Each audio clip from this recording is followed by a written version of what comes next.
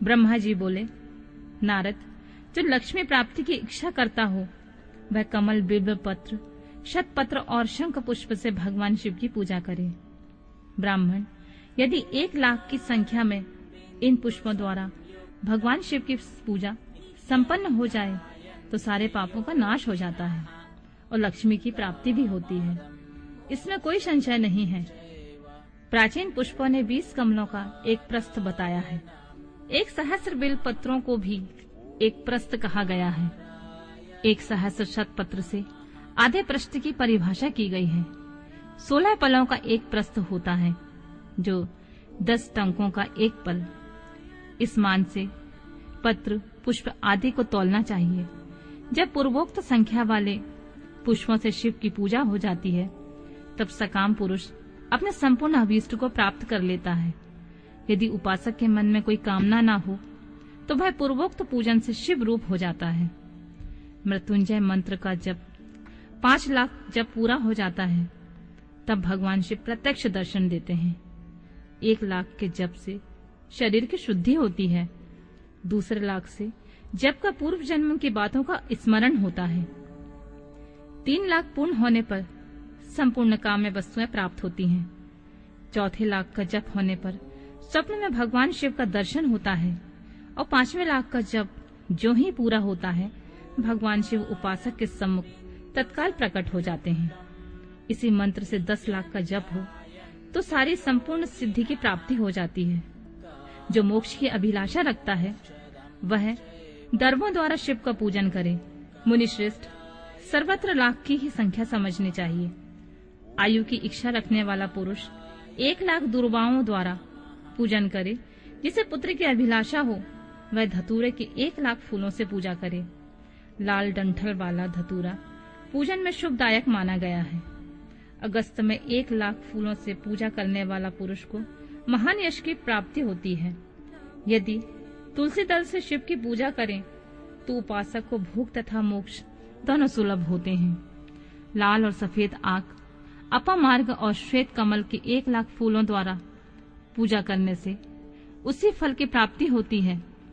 जपा अड़हुल के 1,00,000 फूलों से की गई पूजा शत्रुओं को मृत्यु देने वाली होती है।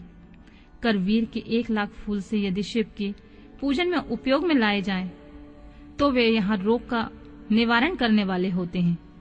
बंदूक के फूलों के पूजन करने से आभूषण की प्राप्ति होती है। चमेली से शिव की पूजा करके मनुष्य वाहनों को उपलब्ध करता है। इसमें संशय नहीं है।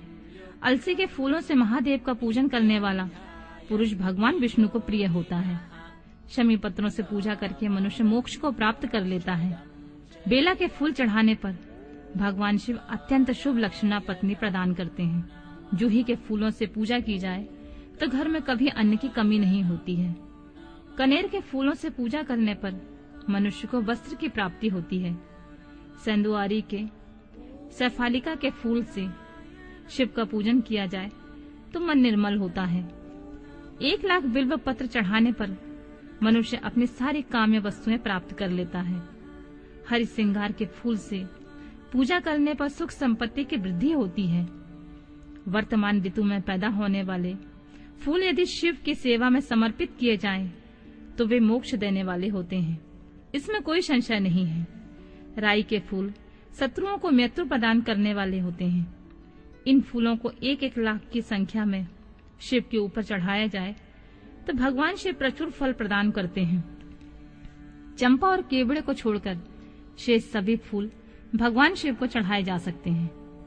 विप्रवर, महादेव जी के ऊपर चावल चढ़ाने से मनुष्य की लक्ष्मी बढ़ती है। ये चावल अखंडित होने चाहिए और उन्हें उत्तम भक्ति भाव से शिव के ऊपर चढ़ाना चाहिए। रुद्र प्रधान मंत्र से पूजा करके भगवान शिव के ऊपर सुंदर वस्त्र चढ़ाएं। उसी पर चावल रखकर समर्पित करें तो उत्तम है। भगवान शिव के ऊपर गंध, पुष्प आदि के साथ एक श्रीफल चढ़ाकर धूप आदि का निवेदन करें तो पूजा का पूरा पूरा फल प्राप्त होता है। वहां शिव के समीप 12 ब्राह्मण को भोजन कराएं। इससे मंत्र पूर्वक सांगोपांग लक्ष्य पूजा संपन्न होती है।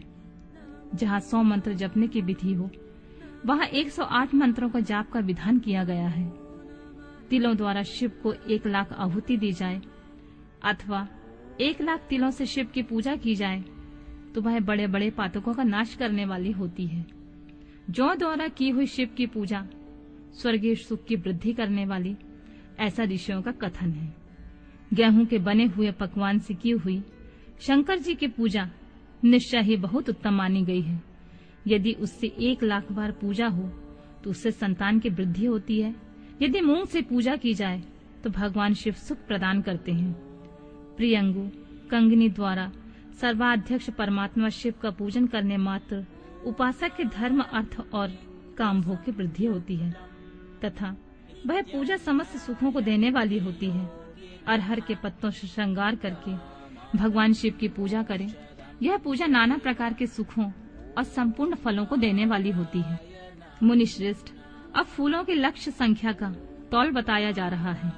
प्रसन्नता पूर्वक सुनो। सूक्ष्म मान का प्रदर्शन करने वाले व्यास जी ने एक प्रस्थ शंख पुष्प को 1,00,000 बताया। 11 प्रस्थ चमेली के फूल हो तो वही 1,00,000 फूलों का मान कहा गया है। जूही के 1,00,000 फूलों का वही मान है। राई के 1,00,000 फूलों का वही 5.5 प्रस्थ है। उपासक को चाहिए वह निष्काम होकर मोक्ष के लिए भगवान शिव की पूजा करे। भक्ति भाव से विधि पूर्वक शिव की पूजा करके भक्तों को पीछे जलधारा समर्पित करनी चाहिए।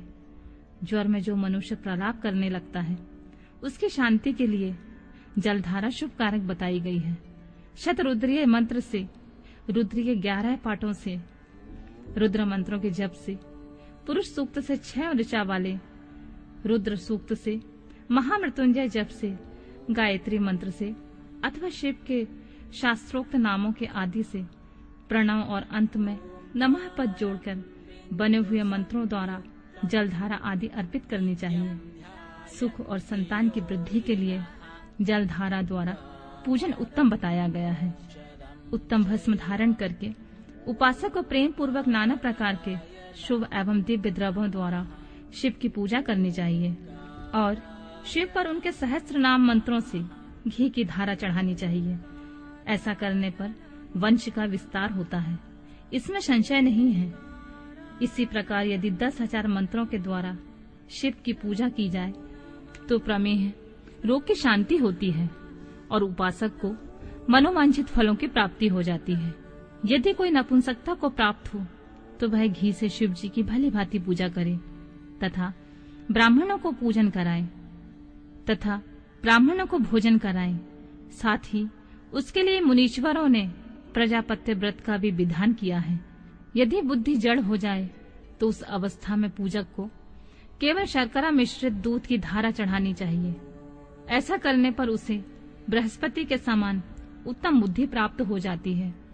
जब तक 10,000 मंत्रों का जप पूरा न हो जाए तब तक पूर्वाक्त दूध धारा द्वारा भगवान शिव का उत्कृष्ट पूजन चालू रहना चाहिए। जब तन मन अकारण ही उचट जाए, कहीं भी प्रेम न रहे, दुख बढ़ जाए और अपने घर में सदा कलह रहने लगे, तब पूर्वोक्त रूप से दूध की धारा चढ़ाने से सारा दुख नष्ट हो जाता है। सुवासित तेल की पूजा से भोगों की वृद्धि होती है। यदि मधु से पूजा की जाए तो राजयक्षमा रोग दूर हो जाता है। यदि शिव पर ईख की रस की धारा चढ़ाई जाए तो वह भी संपूर्ण आनंद की प्राप्ति कराने वाली होती है। गंगा जल की धारा से तो भोग और मोक्ष दोनों फलों को देने वाली होती है। जो ये सब धाराएं बताई गई हैं, इन सबको महामृत्युंजय से चढ़ाना चाहिए। उसमें भी उक्त मंत्र का विधानतः 10,000 जप करना चाहिए और 11 ब्राह्मण को भोजन कराना चाहिए।